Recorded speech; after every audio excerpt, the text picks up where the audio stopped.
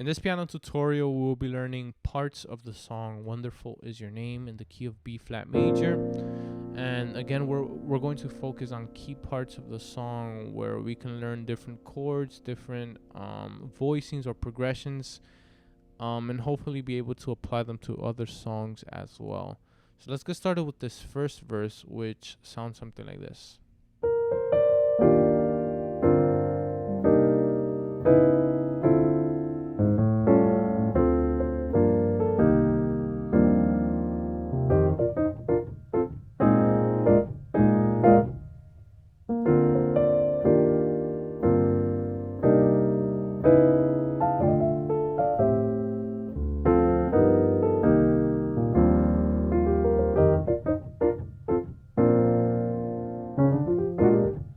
Alright, so in this first verse, we start off on the 4 chord, which is an E flat major. But again, this song is very heavy on the melody. So if we pay attention to the melody, all of my life, the melody is on D. So if we combine that 4 with the melody, we get this E flat major 7. So that's basically where I come up with this voicing, where I still have the melody. But in this case, I decided to also add a 9, right? A major 9. So all of my life. Then we go into the 6, again voiced in a similar fashion with the same concept, where we maintain the melody up here and play a 6 under. Then we go into a 2. Then from here, from this 2, we're going to be using a sort of a chromatic passing chord, because the next chord is technically a 3, right? A D minor 9.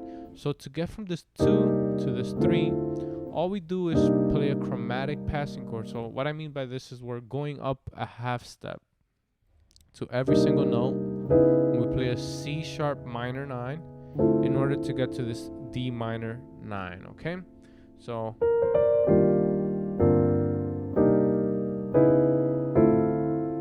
okay, so now that we're in this 3, in reality, this 3 chord, it can stay there and from here go to the 6, right? And then go to the 6, you remain the same, man.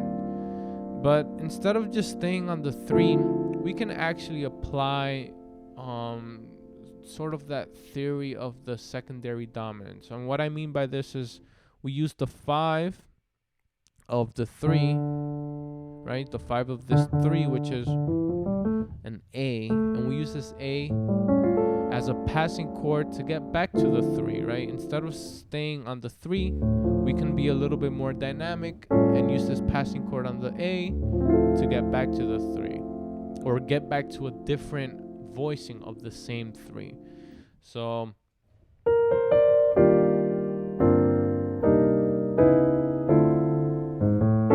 in this case, I use an A7 sharp 5, right? And technically we can use any other voicing for this A7 to get back to the 3. So, but in this case, I just use an A7 sharp 5, and then I get back to this different voicing of the 3, a little bit more open. And then the next chord, so we play a 6. So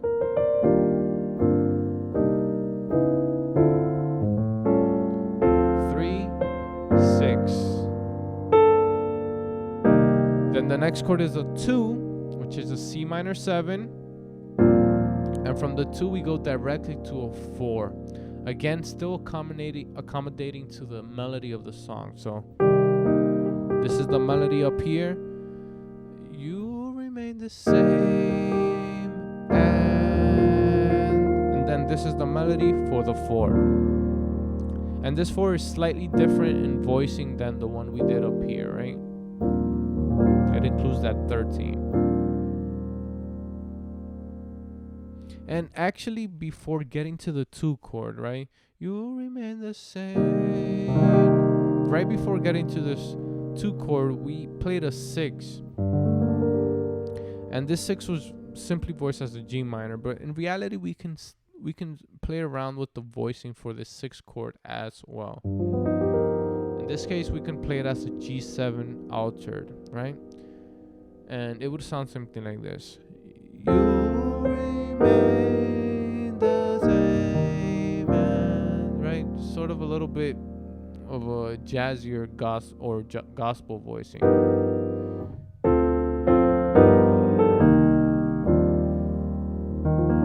And then the last part of this first verse, and all I'm doing here is following the melody, right? But the chords that I'm playing with that melody are simple, or simply alternating between 2 different chords. I'm playing a C minor, then a B flat, and then I play the inversion of that C minor and inversion of the B flat, right? And then for the A in the melody, I play a 5 or F, right? And then in order to get back into the first verse, we have to play this suspended chord on the 1, which is simply an A flat over B flat, right? And in this case, I alternate between the A flat, then the B flat, then an A flat and a B flat, right? And that's that first verse.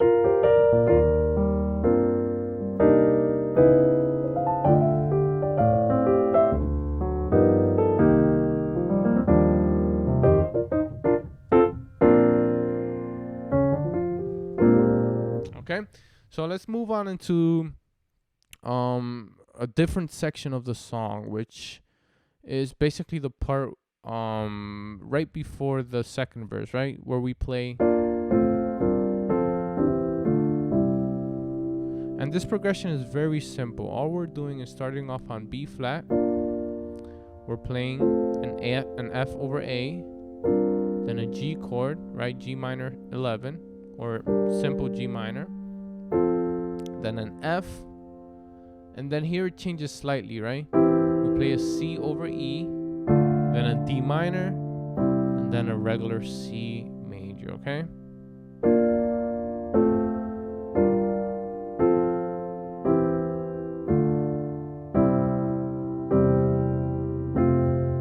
And then we get into this F major chord. But there's a couple of variations that we can do to the same progression, right? We can play, instead of playing an F over A, we can substitute it for this A diminished 7th. And the way I'm thinking about this diminished 7th chord is sort of based on the 3, right? Usually this progression from the 1 to the 7 to the 6 can be substituted for a 1 to a 3 to a 6. So that's why this diminished chord sort of works in this progression, right? This is the 3 without the bass on D, so then we play the 6, then the 5, then the C major over E, which is a 2, right? And then here, instead of playing a D minor 7, we can also play a diminished chord to get to the C.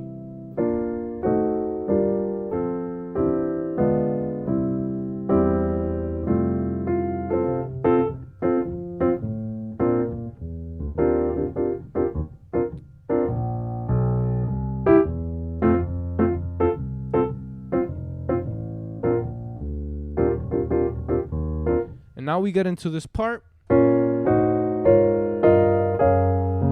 Right, and this is where the song modulates into a different key, right? And I want to share this specific part because I like the way this progression is built, right? We get into this B flat minor. And the way that I think about this new modulation or this new key is, instead of being on B flat, now we are in C sharp major, right? So we play B flat minor, then is this A diminished seventh, then this B flat minor over A flat, then this E flat major add 2 over G, right? This is a chordal chord, right? Or an F7 sus4 over G. And then we get into the 4 chord, right? Which is F sharp in this case, right? The 4 of C sharp. So, da, da, da, da, da. And now from here, what we play is a 6. Again, still thinking in terms of C sharp major. So 4, 6. Again, the voicings that I'm using are based on the melody. So in this case, the 6 is voiced as a B flat 9 sus4, or simply an A flat over B flat, right? So 4, 6, then a 2, voiced as an E flat minor 9, dun, dun, dun, dun. And then in this case, the melody gets out of the scale, right? It gets out of the C sharp scale and starts going back into the original scale of B flat major. So da da da da da da, right? And we get into this 3 chord now, the 3 of B flat. We're back into the B flat major scale. Then we can use a passing chord to get to the 6 of B flat major, right? Hopefully you're still following me. So once again,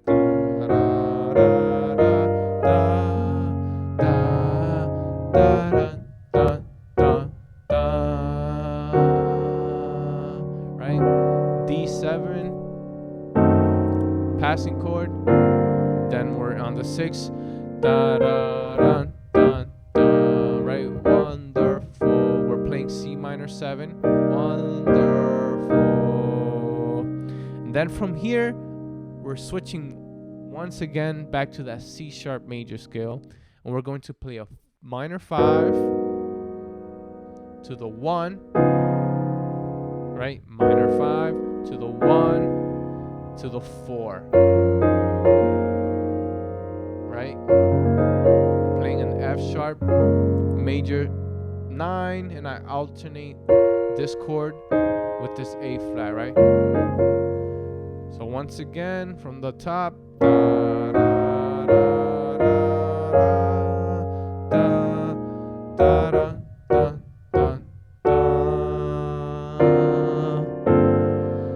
da, da, da, 2, then the 5. And then we're back to the 3. In this case, we're using a D7 altered to the 6, and wonderful. And we're back again to that B flat major scale. You see, so it's a combination of those two, B flat major and C sharp major, right?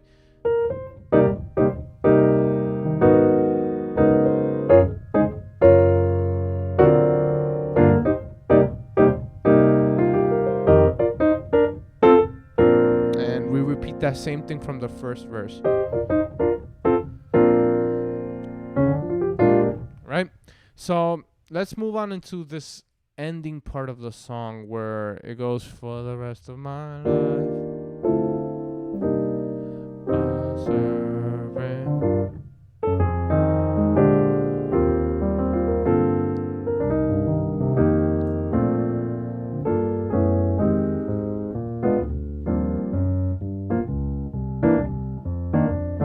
Right, and in this section, all we're doing is playing this progression for the rest of my 4, 3, 2, 5, 1. Then we play a 6, 6 flat to a minor 5, and then we're back to the 1, and then the progression repeats again. And in this section, I like switching up the voicings slightly, right? not necessarily keeping the melody of the song, but just experimenting with different voicings for the same progression. So